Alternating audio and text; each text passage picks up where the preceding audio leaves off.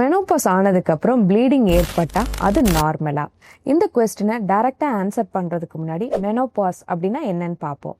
Menopause அப்படிங்கிறது periods ஒரு 1 year பீரியடுக்கு டோட்டலாக ஸ்டாப் ஆனதை நம்ம மெனோபாஸ் அப்படின்னு சொல்லுவோம்.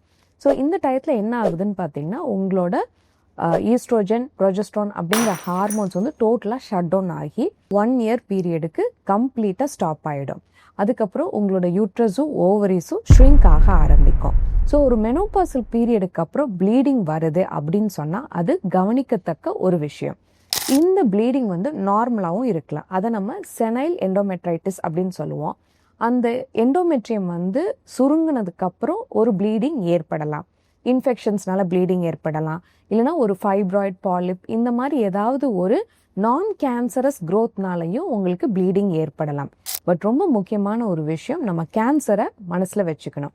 ஸோ உங்களுக்கு ஃபேமிலி ஹிஸ்ட்ரி ஆஃப் கேன்சர் இருக்குது, யூட்ரைன் கேன்சர் இருக்குது அப்படின்னா கண்டிப்பாக நீங்கள் ஒரு மருத்துவரை போய் பார்க்கணும். அவங்க ஸ்கேன் செஞ்சு பார்க்கும்போது கர்ப்பப்பையில் உட்சுவரோட வளர்ச்சி எப்படி இருக்குது அப்படின்னு சொல்லி பார்ப்பாங்க. இது கர்ப்பப்பை கேன்சருக்கான அறிகுறியாகவும் இருக்கலாம், அதே மாதிரி கர்ப்பப்பை வாய் அதாவது சர்விக்கல் கேன்சருக்கான அறிகுறியாகவும் இருக்கலாம்.